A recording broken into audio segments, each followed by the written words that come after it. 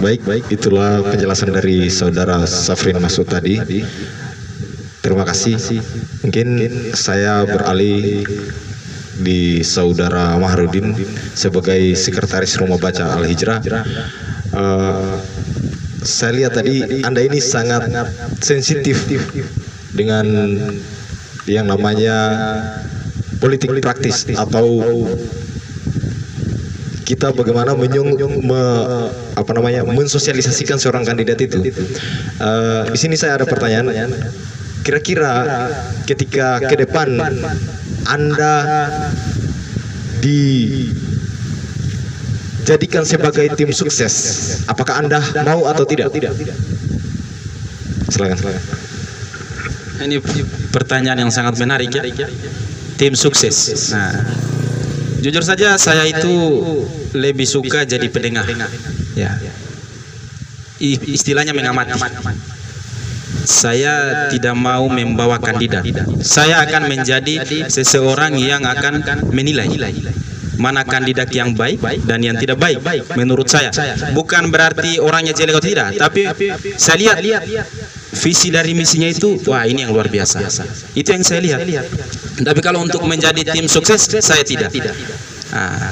Saya hanya ingin menjadi seseorang yang memilih pemimpin itu yang menurut saya baik, seperti itu. Saya rasa semua punya karakter. Tidak mungkin saya sama dengan tadi apa yang dikatakan saudara Safrin. Dia mengatakan bahwa pemimpin itu dilihat dari pendidikannya, begitu. Harus baguslah, punya karakter yang baik. Nah, belum tentu juga sama dengan saya, gitu. Semua orang itu memiliki pendapat yang berbeda. Tapi saya yakin kita semua pasti sama, ingin memilih pemimpin yang baik yang dapat membawa daerah kita ini menuju daerah yang lebih baik lagi. Seperti itu kalau saya. Oke. Tadi saya sempat mendengar bahwa Anda melihat seorang pemimpin itu berdasarkan visi dan misinya. Ya. Kira-kira tolak ukur menjadi seorang pemimpin yang baik itu haruskah dilihat dari visi dan misinya saja, atau bisa melihat hal-hal yang lain yang ada dalam diri seorang pemimpin itu? Persoalan kriteria dia bisa sebagai calon itu kan, itu wewenang KPU, dia lolos atau tidak. Ya toh? Istilahnya begini, kita berbicara pendidikan. Mau dia pendidikan SMA, kalau dia sudah lolos sebagai kandidat, ya sudah lolos sebagai kandidat. Seperti itu. Itu wewenang KPU. Bagaimana dia mengeluarkan aturan seperti apa kandidat yang akan ada. Tapi saya itu maksud dari visi misi saya seperti ini. Yang namanya orang itu kita lihat dulu apa rencana kerjanya, baru kita lihat hasilnya. Seperti itu. Ibaratnya seperti ini. Ada yang namanya rencana, belum bertindak, sama dengan calon, seperti itu. Kecuali dia sudah pernah memimpin, baru dia calon kembali, baru kita bisa lihat hasil kerjanya. Tetapi ya orang yang belum pernah kita lihat dia sebagai bupati atau sebagai gubernur atau sebagai presiden, maka yang kita lihat adalah dia punya visi misi seperti ini, kemudian dia latar belakangnya seperti apa, harus kita lihat. Tapi kalau untuk kriteria itu tergantung dari KPU. Kalau dia mau pendidikannya yang dia kriteria tamatan SMA bisa mencalonkan diri, ya itu urusannya itu. Tapi kalau saya harus melihat karakternya seperti apa, latar belakangnya seperti apa, kemudian visi misi yang dia sampaikan. Minimal tidak saya itu melihat seorang pemimpin itu dia mengangkat yang namanya ini dasar negara, Pancasila, sila kelima. Dia harus berperilaku adil terhadap seluruh masyarakat. Seperti itu. Saya sambung sedikit dulu. Karena tadi menurut teori klasik Aristoteles ini, politik itu adalah usaha yang ditempuh warga negara untuk mewujudkan kebaikan bersama. Jadi saya ingin politik itu seperti itu. Saya ingin pemimpin itu berpolitik untuk mencapai kebahagiaan bersama, bukan perorangan. Itu saja. Baik, saya rasa sudah bisa kami tangkap poinnya. Mungkin dalam kegiatan ini ada yang ingin bertanya. Saya persilakan kepada saudara Jurdin. Terima kasih kepada moderator yang telah memberikan kesempatan kepada saya. Di sini saya ingin bertanya kepada 4 pemateri ini. Karena mungkin saya dengar tadi paparan-paparan yang pemateri, di sini agak saya kurang setuju. Karena kenapa? Di sini para pemateri membicarakan tentang visi dan misi, tentang melihat visi dan misinya. Yang kita tahu para kandidat yang mencalonkan itu tidak ada visi misinya, itu yang jelek. Tidak visi misinya, saya mau korupsi, tidak ada. Saya mau memperkaya diri saya sendiri, tidak ada. Di situ mereka menerapkan semua visi misinya bagaimana untuk membangun ini negeri. Tapi kenyataannya ketika mereka menduduki itu suatu jabatan, hasilnya semua nihil, nol. Kira-kira bagaimana itu yang maksudnya tanggapannya 4 pemateri ini? Karena kenapa yang kita alami ini sudah begitu kenyataannya. Tidak bisa diperjelas nihil seperti apa yang Anda maksud? Nihil itu maksudnya visi misinya indah, tak sesuai dengan realitas. Seperti itu. Contoh seperti apa? Agar sebentar mereka bisa menjawab dengan jelas. Contohnya, visi misinya untuk mensejahterakan masyarakat. Padahal yang dialami, yang kita lihat di realitasnya, masyarakat ini rata-rata melarat. Paling-paling tim suksesnya saja yang dapat itu kegiatan-kegiatan. Paling-paling seberapa saja tim suksesnya, paling-paling setengah. Tim suksesnya sekitar mungkin 50, yang dapat itu mungkin 25. Itu yang tim sukses saja. Terus masyarakat ini dapat apa? Oke, saya rasa cukup. Mungkin itu saja pertanyaan saya. Oke, saya rasa cukup. Saya persilakan kepada narasumber untuk menjawab pertanyaan dari saudara Jurdin. Kepada saudara Asmar dulu. Bismillah. Langsung saja.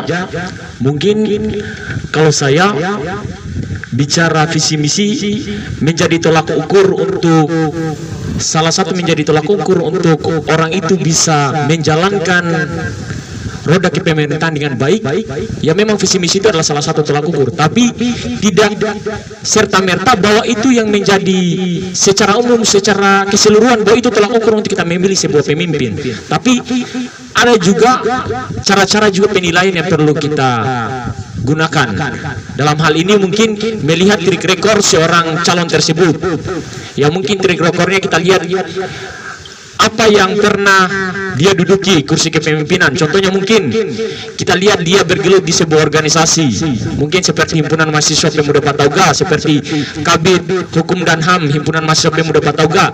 Apakah dia mampu memegang tanggung jawab sebagai Kabid di Himpunan Mahasiswa Pemuda Patauga itu?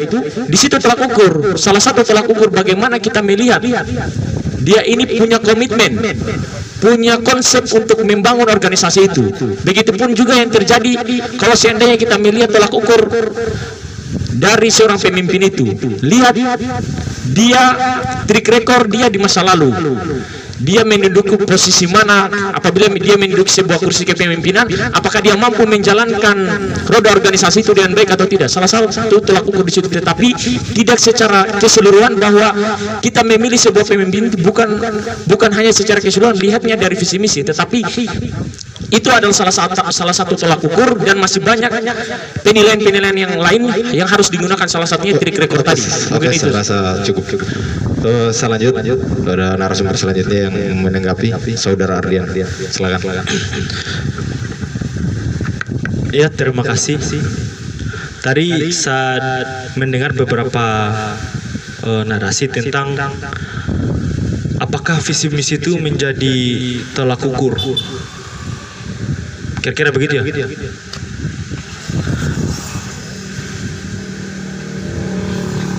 Kira-kira begitu ya? Iya.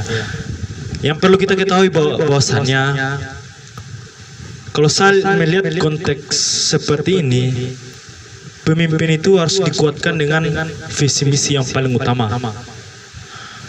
Visi misi itulah yang menjadi perjalanan secara sistematis untuk melakukan suatu perubahan yang ada di tengah-tengah masyarakat. Maka pentingnya itu visi misi. Dan kemudian yang terkadang menjadi polemik, terkadang ketika naik menjadi jabatan selalu cenderung tidak mengamanatkan seperti apa yang disampaikan visi misi sebelumnya.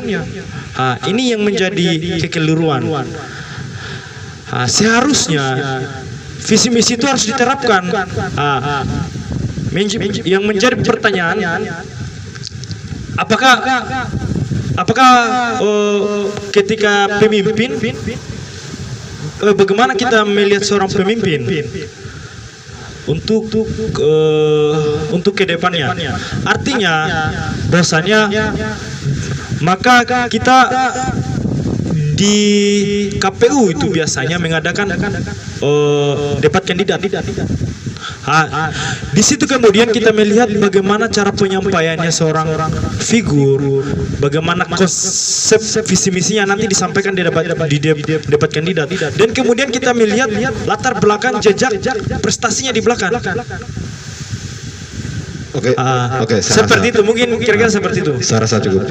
Saya langsung di narasumber selanjutnya, Saudara Mahda dulu untuk menanggapi. Ini sangat menarik ini sebenarnya. Artinya saudara mengatakan bahwa tidak perlu melihat visi-visi. Oh, itu sebenarnya gini. Saya contohkan dari seorang pasangan ya.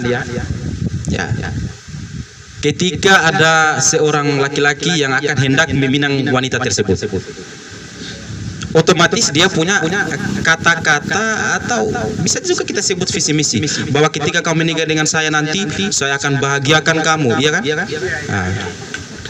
Saya bisa membangunkan kamu rumah mewah. Nah, itu kan cara bagaimana memikat hati seseorang. Itu disebut visi misi. Akan tetapi yang menanggapi adalah pihak B.